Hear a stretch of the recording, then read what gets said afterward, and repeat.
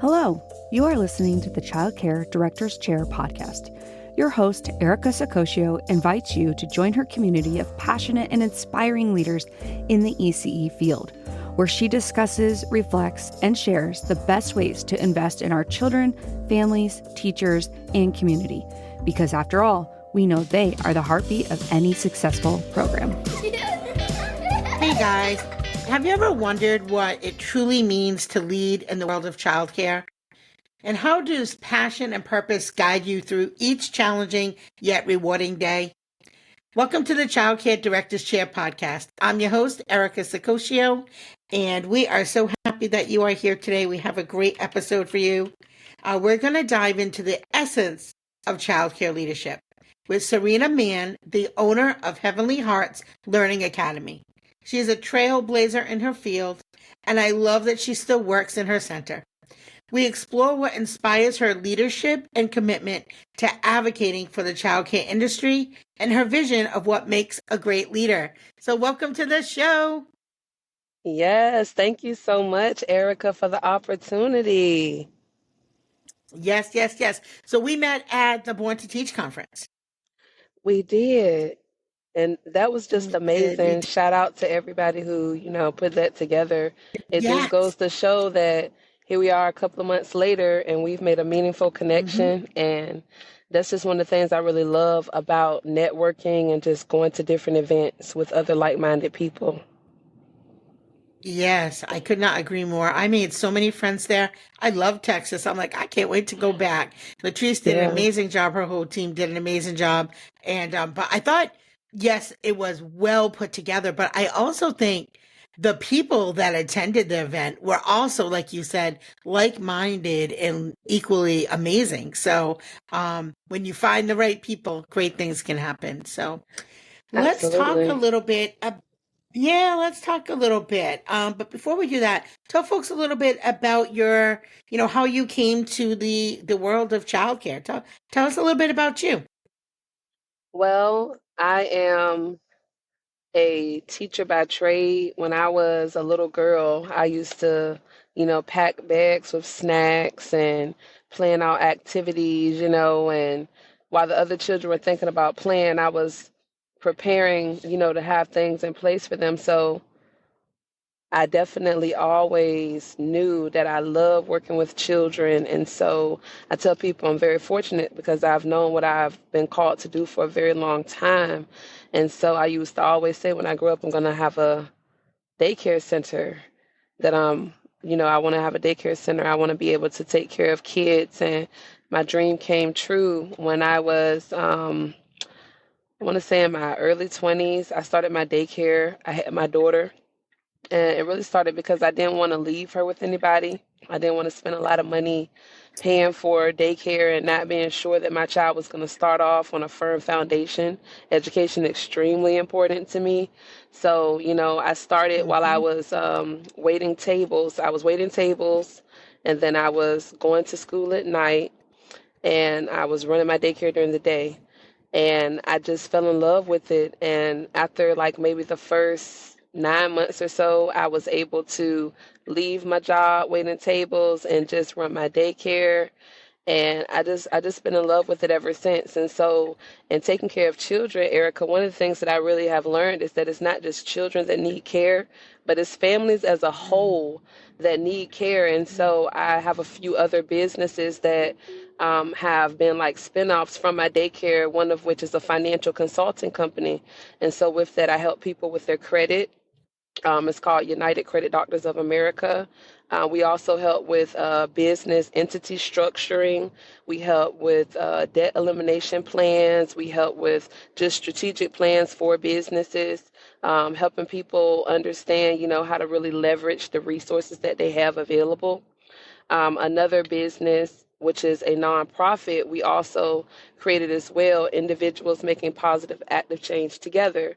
And the whole goal was to provide wraparound services for the families that we serve. Yeah, I'm a mother of one. My daughter just turned 18 in July. Yeah, so that's just a little bit about me. I love community. I love education. And I just love, helping people. Yeah. So, gosh, so similar. It's amazing how many of us come. Well, you already knew you wanted to help children and work with children. I didn't know that, but all the rest of your story sounds very similar to mine. So, um, I love that you want to help your community. I also believe in servant leadership and helping those around me. It's one of my four core values for sure. So what even made you decide that you were going to do this expansion and help folks in the way that you're helping them? Because that's far beyond what traditional childcare centers are doing. Honestly, I just feel like it was how I grew up. My family's always been just very generous, very not necessarily with money because we don't have Mm-hmm. a lot of money, but it's generous with kindness, generous with Mm. help, generous with your time and just generous with consideration for others. And so being in my home, a home daycare is different from a commercial center.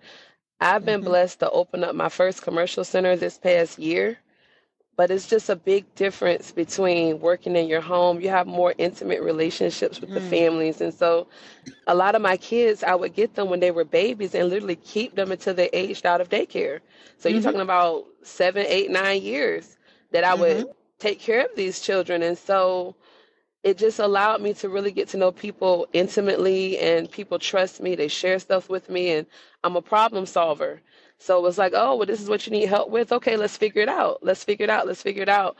And so just being in that atmosphere to see that there's so many people that are not able to really connect with the resources. It's not that the resources aren't necessarily there, but sometimes they need a little bit of help of bridging that gap. And by Mm. me being a problem solver and just a servant, I just love, making those connections for them. So I would have to say that that's really what, got me into it.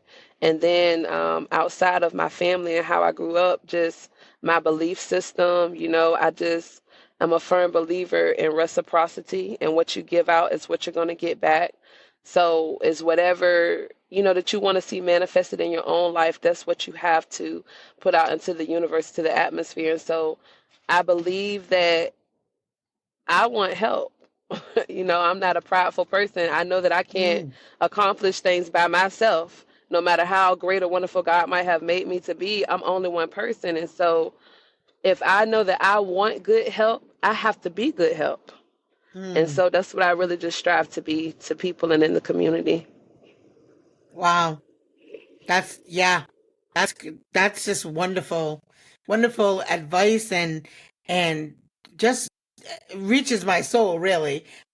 So when we're talking about leadership, how do you define leadership? Like what does leadership mean to you within the context of, early childhood development? Well, I think for leadership for me, first you have to be a good follower. You have to be able to take direction.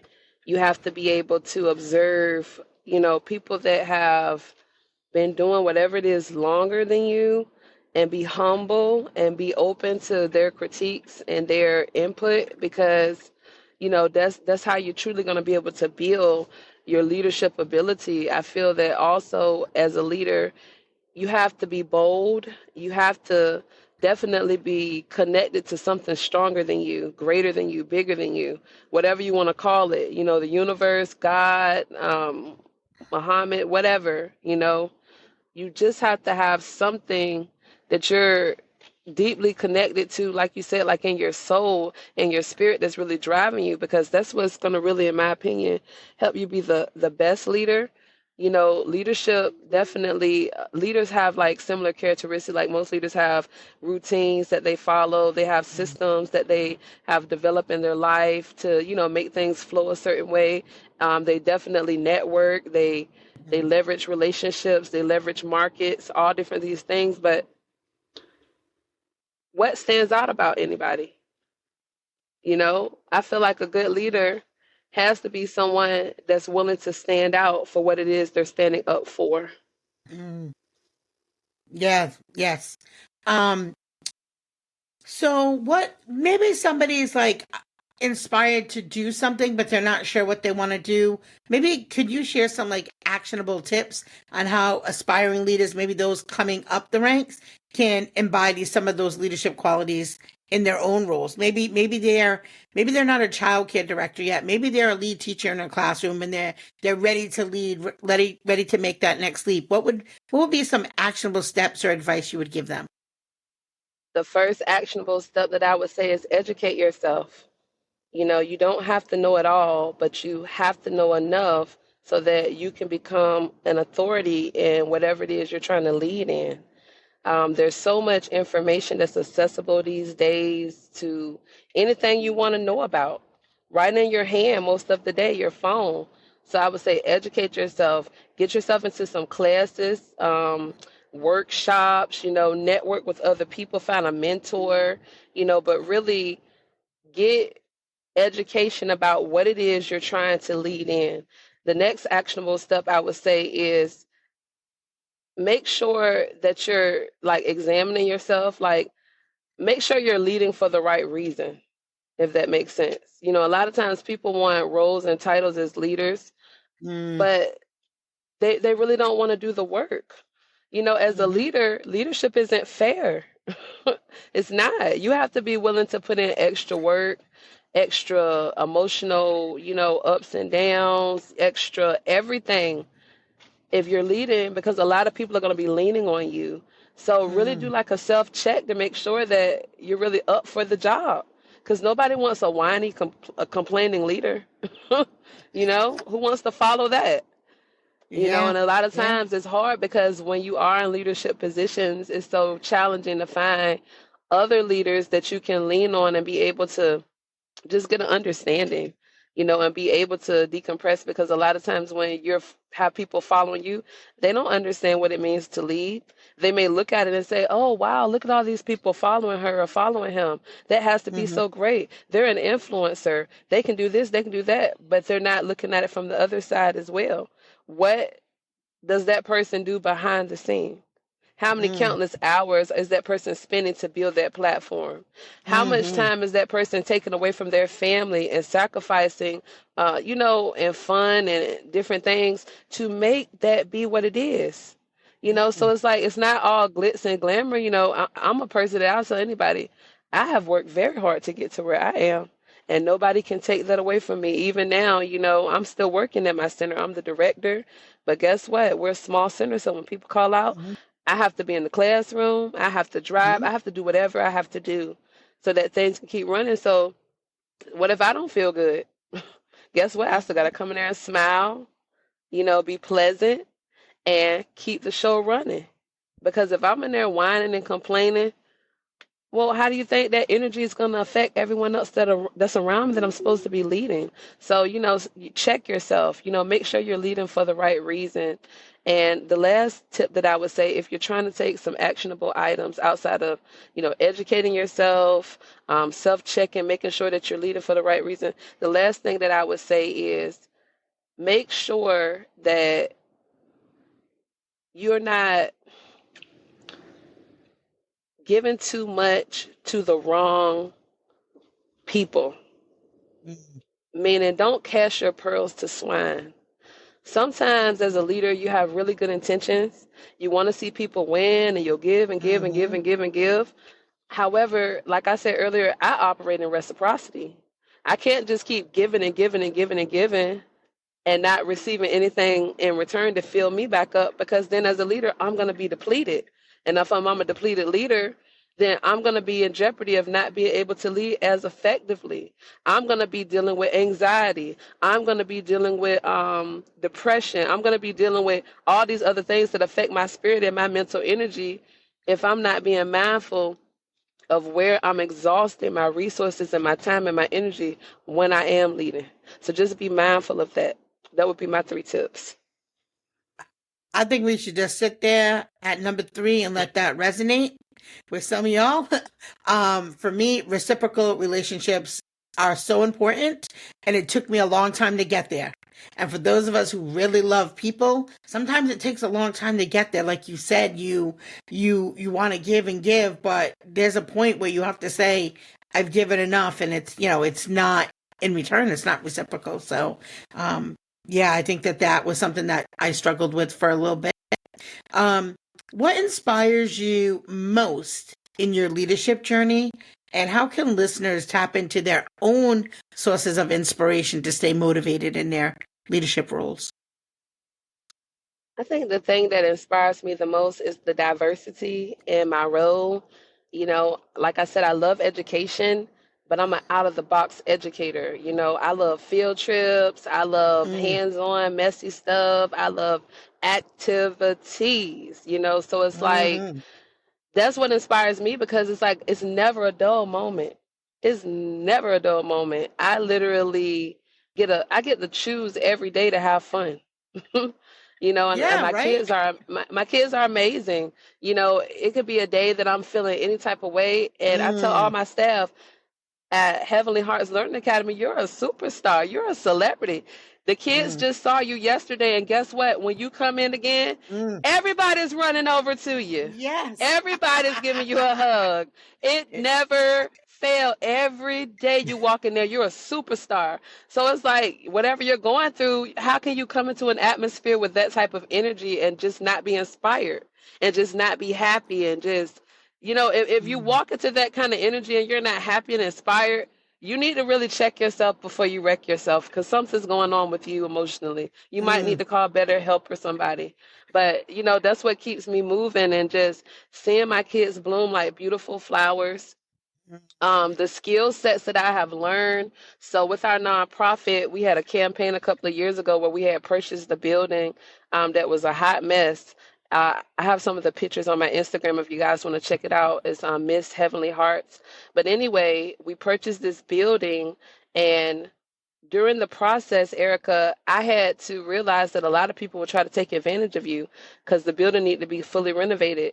I was mm, blessed to meet a guy who worked in the city that told me step by step everything I needed to do to be able to do all the renovations. So I was my own general contractor because I was able to use my skill sets from managing my daycare. For everybody that's out there that's a daycare provider, please do not sell yourself short. Whether you work in your home with a few kids, you're a nanny, you work with one child, or you work with a big school of children, you're valuable.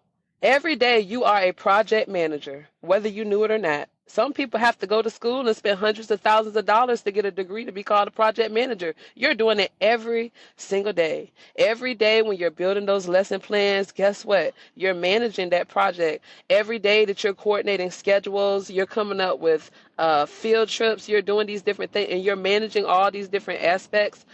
I didn't realize it until I got into context. I said, well, this stuff correlates. Really, if I can manage a daycare, why can't I go and I can hire staff? Why can't I hire contractors? I can do references on staff. I can do references on contractors. I can do a timeline. So it's just realizing that with what I've been blessed to do over these past 15, 16 years, I've really developed so many skill sets that have allowed me to be successful. After I was able to do the general contracting for my daycare, it propelled me into real estate investing. And I learned, took those same skill sets that I did with my building and started doing fix and flips with my partner and buying homes, and now I have a rental portfolio, and I'm looking at getting into other things that I can still use my skill sets in while I'm still loving my kids, loving my daycare, and everything that's going on. So the endless opportunities is just what keeps me inspired.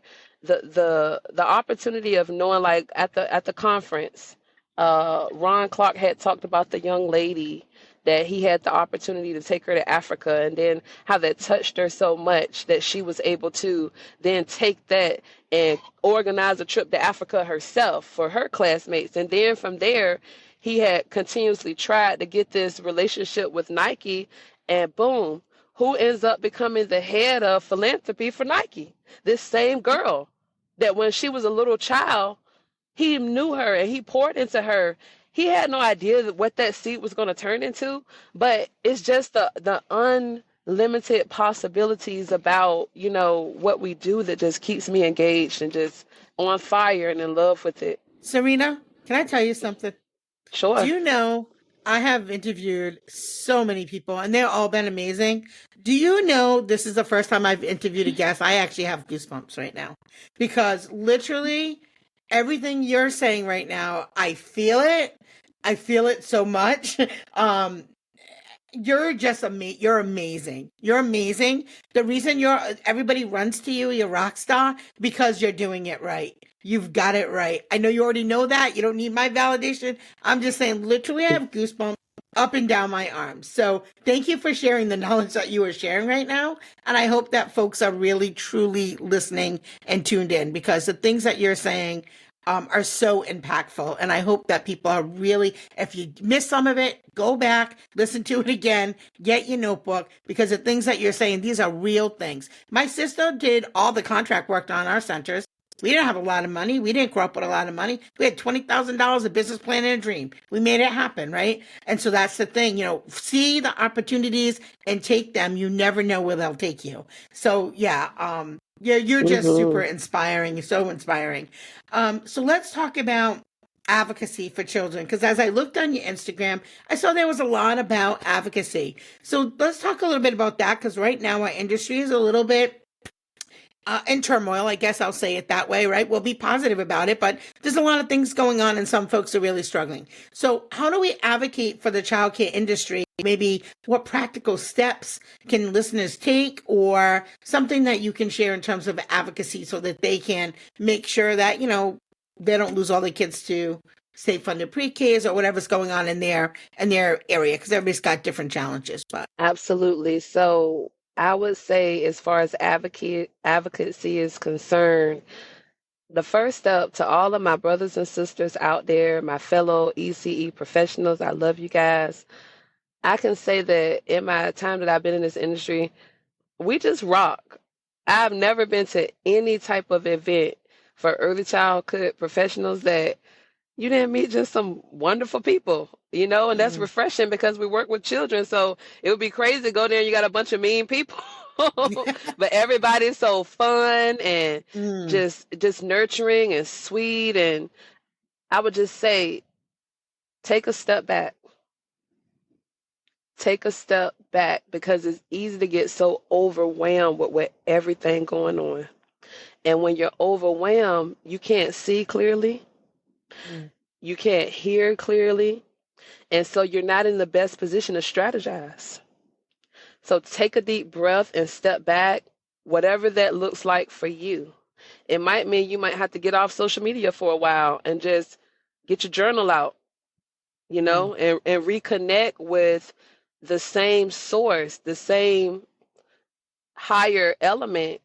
I call him God, that already gave you everything you need. Every answer to every question has already been provided.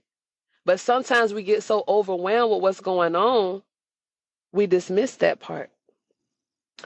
Once you do that, I promise you, you will start to feel better. You'll start to see answers that weren't there before. You'll start to connect with people that you didn't even know that would just come across your path. And it's not coincidental. It's all a frequency, so in advocacy, we have to keep ourselves together. So that's the first thing I would have to say. Let's get it together, brothers and sisters. Let's get it together. Let's take that deep breath. Let's reset, whatever that looks like to you. It might be changing your diet. It might be doing more exercise. It might be, having a special day that you're going to designate just for self-care.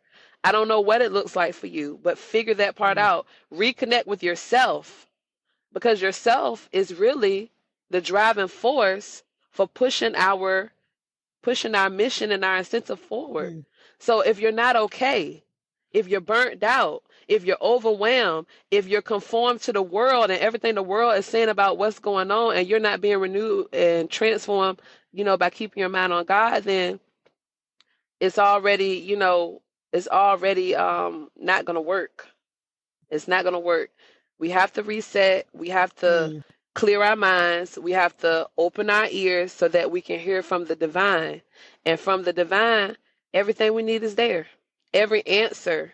I tell a lot of people, when I first started my center last year, I didn't close my home daycare. And a lot of people are like, well, why?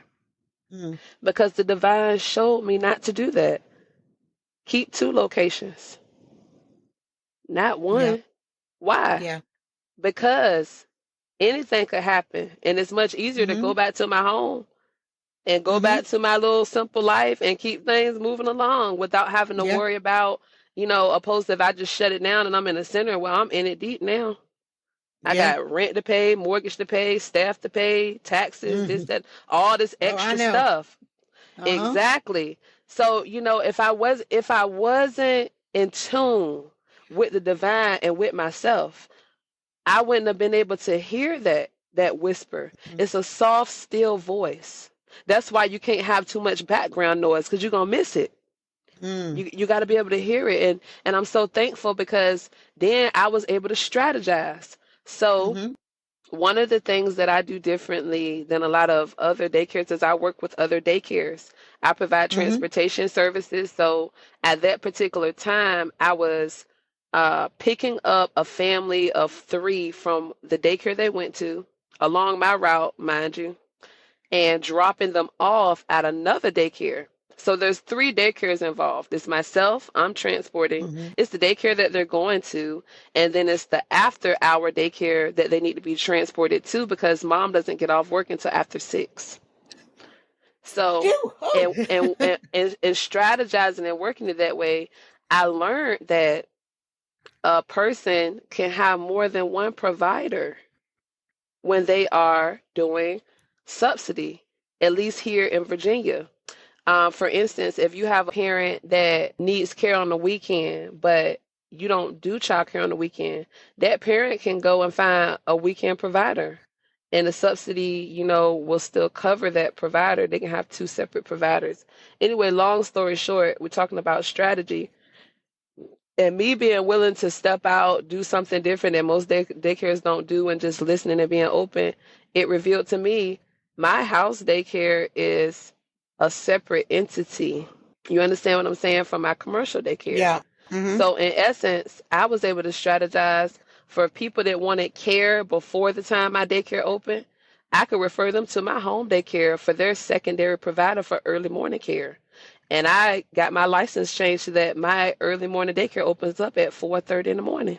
Oh boy. So for people that need care before Yeah. 6 o'clock, you can drop off as early as 4:30. I will feed them a snack, and guess what?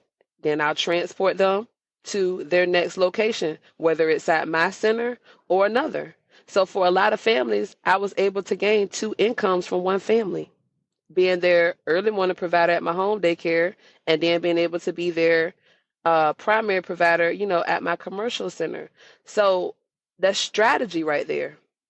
That's strategy. That's stuff that I would have missed, and it allows me to offer more advocacy and resources. Because now families that typically didn't have people that would step in and work those non-traditional hours, now they have that available to them. So it's a full circle. It's a win for the family. It's a win for myself.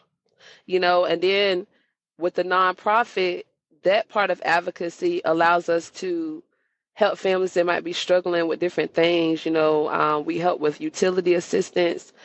We help with rent payments. For back to school, we normally give out vouchers for the families to be able to get the items that they need for their children. We help get clothes, school supplies. We just did an event, the biggest back to school event in the 757. We probably had about 600 people that showed up that day. And it was Wow. amazing. It was just such an amazing time. And that's part of our advocacy too, being present in the community, being aware of what's going on. Sometimes you can get so wrapped in on what's going on and what's not going right for you that you forget it's so much bigger than you. My Mm-hmm. biggest blessings have come from not focusing on myself, but just focusing on others and focusing on the greater good. And in that advocacy right there, it always brings back, like I said, everything that I'm trying to manifest, I put it out and then it always comes back to me. Mm. Yeah. So that would be my tips. Yeah. Those are all great tips.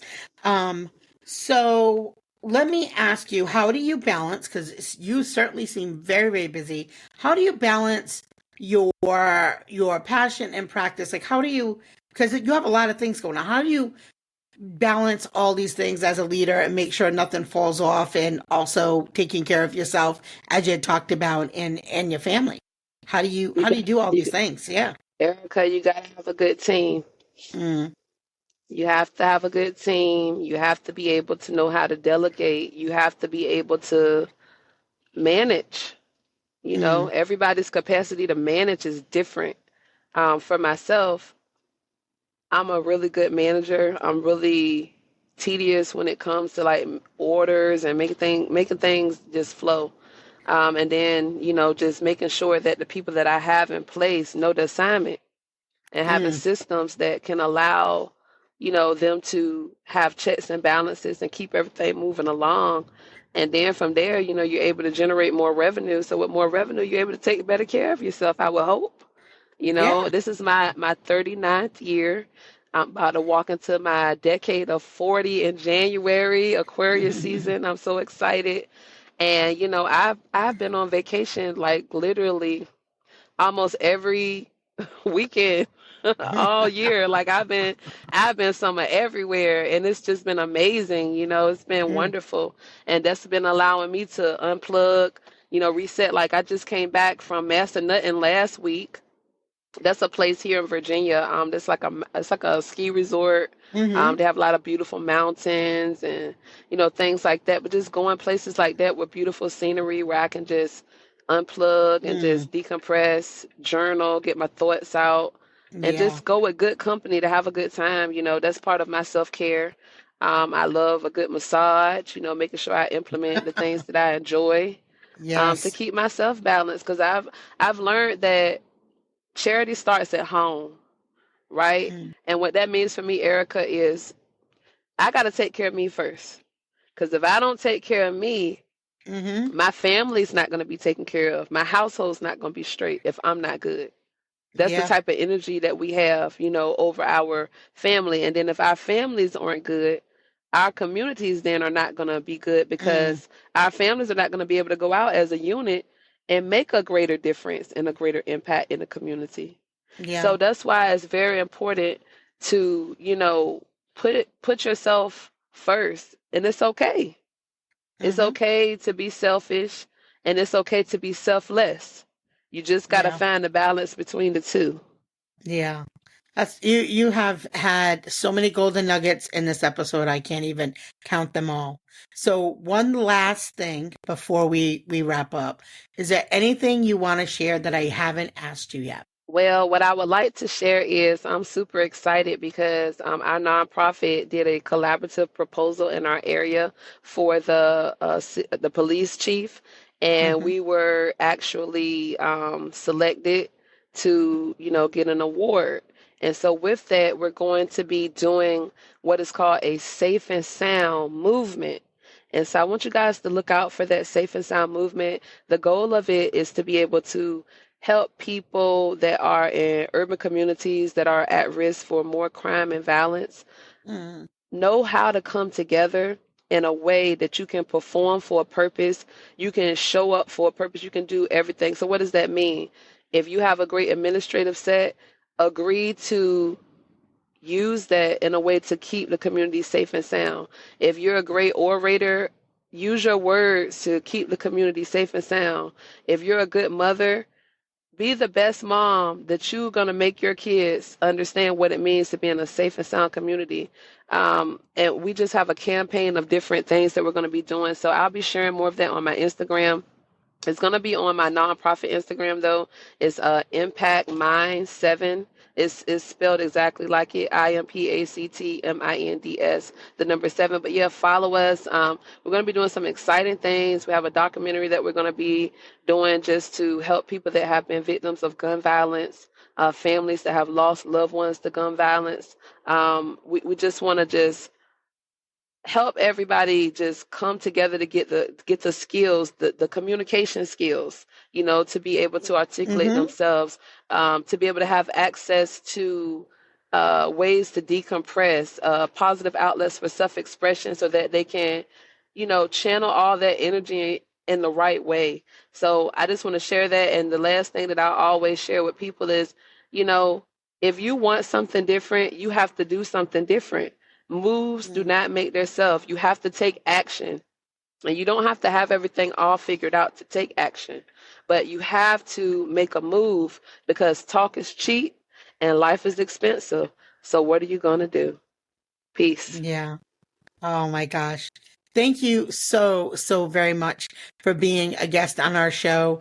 Again, the amount of wisdom that you have dropped in this episode is priceless. So I hope that it helps somebody out there today. And as always, it's the small details that make a big impact on the success of your childcare business. That's it for today. Have a good day. Well, all the cute little kiddos have been picked up and it's time to go home. And that'll do it for another episode of the Childcare Director's Chair. Please leave a review so Erica knows the information is helping you to manage and improve your childcare centers. Remember to subscribe to get the latest episode from Erica's Childcare Director's Chair.